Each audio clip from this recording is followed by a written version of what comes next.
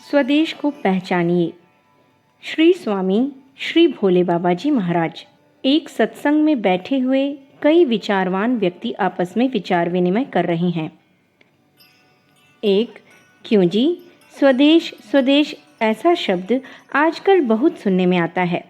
स्वदेश शब्द का क्या अर्थ है, इसका आज हम मिलकर विचार करें, ऐसा मेरे जी में आता है। आप सबकी यदि मर्जी हो तो अपनी अपनी बुद्धि अनुसार इसका अर्थ प्रकट कीजिए। दूसरा, हाँ भाई, मैं भी यही चाहता हूँ।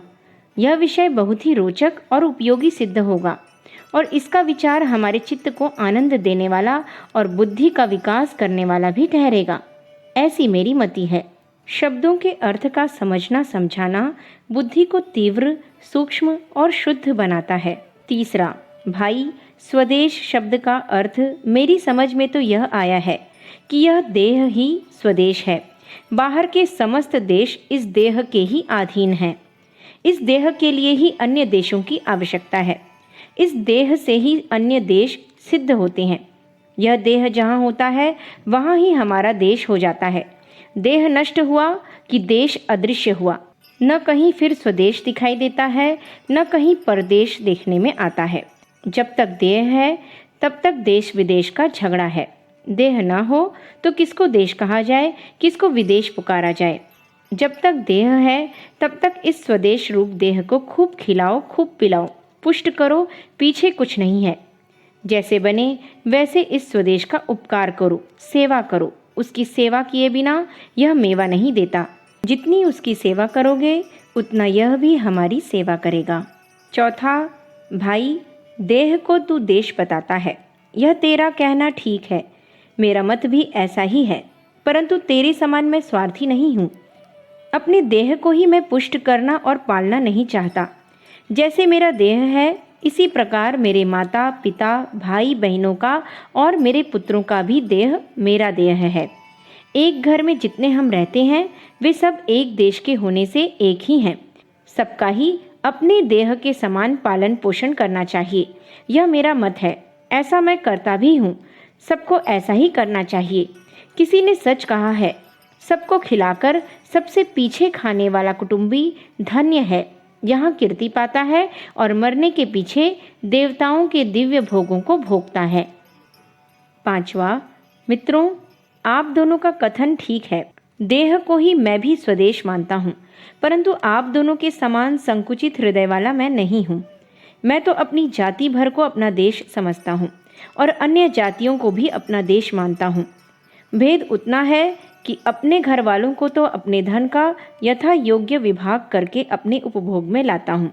ब्राह्मणों को और अपनी जाति वालों को भी कभी कभी किसी उत्सव पर भोजन करा देता हूँ। ब्राह्मणों को कभी प्रत्यक्ष वस्त्र आदि का दान देता हूँ और जाति वालों की गुप्त या प्रकट यथासंभव सहायता करने को तैयार रहता हूँ।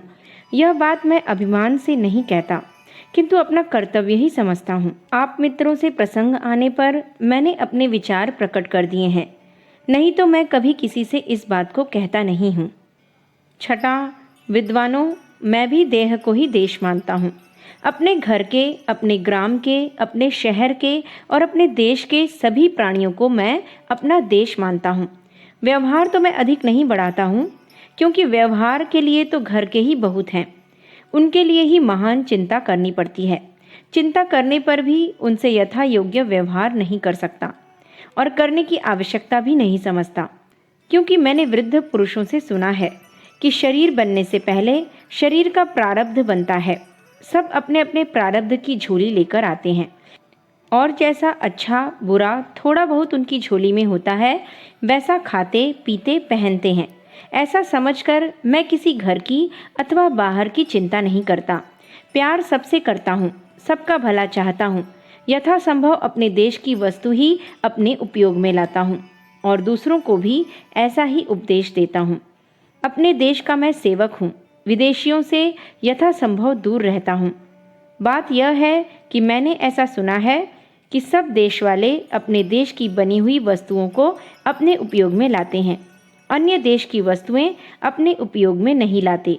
उनका ऐसा विचार है कि अपने देश का धन अपने देश में रखना चाहिए। बाहर नहीं जाने देना चाहिए। यह बात मेरी समझ में बैठ गई है और मैं ऐसा ही करता हूँ, यह ठीक है। 7वां, भाइयों, देह ही देश है।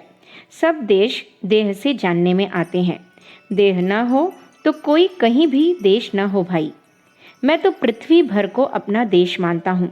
जैसे एक देह, जैसे एक घर के देह, जैसे ग्राम के देह, शहर, देश आदि के देह हैं, वैसे ही समस्त पृथ्वी के देह हैं। तब एक घर, एक ग्राम, एक शहर, एक देश को ही देश क्यों मानना चाहिए? मैं किसी एक देश को देश नहीं मानता। पृथ्वी के सब देश मेरे ही देश हैं। जहाँ से उत्तम उत्तम उपयोगी वस्तु मिलती हैं, वहाँ से मंगा लेता हूँ। किसी देश की वस्तु से मुझे द्वेष नहीं है। ईश्वर ने मुझे धनी बनाया है। सब देशों से माल मंगाता हूँ, सब देशों में माल भेजता हूँ। सुनता हूँ कि बहुत से अपने देश का ही माल लेते हैं, परंतु अपना माल तो अन्य देशों में भेजते ही हैं। ऐसा उनका करना मुझे नहीं रुचता। जब सब पृथ्वी जगदीश्वर की है तो मुझे संकुचित क्यों बनना चाहिए? पृथ्वी भर से मैं व्यवहार करता हूँ। अपने कूप का खारा पानी पिए, पड़ोसी के कूप का मीठा पानी न पिए, उसे क्या विद्वान चतुर कह सकते हैं? नहीं कह सकते। 8वां, गंभीर स्वर से, हे विद्वानों, हे मेरे आत्माओं, वेद वेत्ताओं से मैंने तो ऐसा सुना है कि यह समस्त ब्रह्मांड ही मेरा स्वदेश है, और मेरा भी ऐसा ही अनुभव है कि यह सब ब्रह्मांड मेरे बिना सिद्ध नहीं होता। मुझ चेतन से ही इस संपूर्ण दृष्टि की सिद्धि होती है। इसलिए यह समस्त ब्रह्मांड मेरा स्वदेश है, अथवा यूँ कहना चाहिए कि यह समस्त ब्रह्मांड मैं ही हूँ, और तुम भी ऐसे ही हो, क्योंकि तुम सब मेरी आत्मा ही हो, यानी मेरे स्वरूप ही हो, और मैं तुम्हारा आत्मा हूँ, यानी स्वरूप हूँ। तब हम सबका समस्त ब्रह्मांड ही देश हुआ। यह ब्रह्मांड क्या है और हम तुम क्या हैं, वह बात बताता हूँ, सुनो। सत्व आदि 3 गुणों की साम्यावस्था का नाम प्रकृति है। यह प्रकृति भोक्ता पुरुष के अदृष्ट द्वारा यानी कर्मों के कारण से, ईश्वर की प्रेरणा से गुणों की विषमता को प्राप्त होकर स्वयं ही देह, इंद्रिय, प्राण, मन, बुद्धि आदि रूप से, राग द्वेष आदि रूप से, शम दम आदि रूप से, शब्द आदि विषय रूप से और जगत के आकार रूप से बहुत प्रकार से परिणाम को प्राप्त हो जाती है। यह ही कार्य कारण संघात रूप से अनुभव में आने वाले शरीर यानी ब्रह्मांड है। इस अनुभव में आने वाले शरीर रूप ब्रह्मांड को जो जानता है, यानी गुरु के उपदेश किए हुए ज्ञान से इस सब दृश्य समूह को जानता है, यानी यह सब मैं ही हूँ, इस प्रकार जानता है, वह चेतन आत्मा है। भाव यह है कि बाहर और भीतर सर्वत्र समस्त दृश्य को प्रत्यक्ष आदि प्रमाणों से साक्षात यानी बिना किसी आड़ के जो जानता है, वह शरीरज्ञ आत्मा है। ऐसा शरीर और शरीरज्ञ के जानने वाले कहते हैं। यह चेतन आत्मा ही इस सब ब्रह्मांड को जानता है। यह ही सबका स्वदेश है और मेरा स्वदेश है। इसके संबंध से सब ब्रह्मांड भी मेरा देश है। न कोई शत्रु है, न मेरा कोई मित्र है, सब मेरे आत्मा ही हैं। गुरु शास्त्र ईश्वर की कृपा से इस देह में से मेरा अभिमान चला गया है, इसलिए सब देह मेरे ही हो गए हैं। इस देह में अभिमान करने से पूर्ण आत्मा छोटा सा भासता है। अभिमान छोड़ देने से पूर्ण ही भासने लगता है। पूर्ण ही है, किसी का स्वरूप परमार्थ से बदल नहीं सकता। यह पूर्ण आत्मा सर्वत्र सर्वदा सर्वथा पूर्ण ही है, फिर भी देहाभिमानियों को छोटा सा भासता है। इसी कारण उनमें राग द्वेष होता है। राग द्वेष होने से किसी को अपना और किसी को पराया समझते हैं। यदि वे उस स्वदेश को जान लें तो उनको अपने से भिन्न कोई दिखाई ही न दे। इस आनंद स्वरूप स्वदेश आत्मा का अज्ञान होने से ही सब अशांत हैं। अशांत होने से अपने को देह मानकर देह के संबंधियों को अपने मानते हैं और अन्य देशों को विदेश मानते हैं। इसी कारण परस्पर विरोध करते हैं, लड़ते हैं, झगड़ते हैं, मरते हैं। एक जान के लिए सैकड़ों की जान खो देते हैं। आप भी दूसरों के हाथ से मारे जाते हैं। यदि दैव योग से बच गए तो काल भगवान के ग्रास तो एक दिन हो ही जाते हैं। यह देव बुद्धि बहुत ही स्थूल बुद्धि है। घर बुद्धि यानी कुटुंब बुद्धि कुछ सूक्ष्म है। ग्राम बुद्धि, जाति बुद्धि, देश बुद्धि और पृथ्वी बुद्धि क्रम क्रम से कुछ उत्तम है, परंतु हैं सब स्थूल बुद्धि ही। श्रुति कहती है और विद्वानों का भी अनुभव है कि देह से सूक्ष्म इंद्रियां हैं, इंद्रियों से सूक्ष्म मन है, मन से सूक्ष्म बुद्धि है, बुद्धि से सूक्ष्म समष्टि बुद्धि है, समष्टि बुद्धि से सूक्ष्म अव्यक्त यानी कारण शरीर है, कारण शरीर से सूक्ष्म पुरुष है यानी सबका आत्मा है। पुरुष से सूक्ष्म कुछ नहीं है, यह ही काष्ठा है यानी सीमा है, और यह ही परम गति है। हे मित्रों, यह पुरुष ही स्वदेश है। इस स्वदेश के न जानने से ही हम 3-13 हो रहे हैं, शोक मोह से ग्रस्त व्याकुल हो रहे हैं, विक्षिप्त हो रहे हैं, तुच्छ और दीन हो रहे हैं। अधिक क्या कहूँ, जितना भी दुख है उतना इसी के न जानने का दुख है, नहीं तो संसार में कोई दुख हो भी कहाँ से। सुख रूप परमेश्वर के सब अंश हैं अथवा स्वरूप ही हैं, कारण से कार्य भिन्न नहीं होता। इस न्याय से सब स्वतंत्र और सुखी हैं।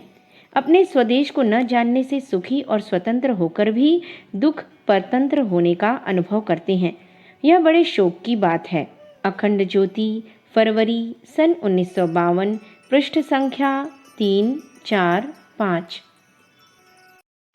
हमारे YouTube चैनल विचार क्रांति दूत अखंड ज्योति पत्रिका को सब्सक्राइब करें एवं अगली वीडियोस प्राप्त करने के लिए बेल आइकन दबाएं। धन्यवाद।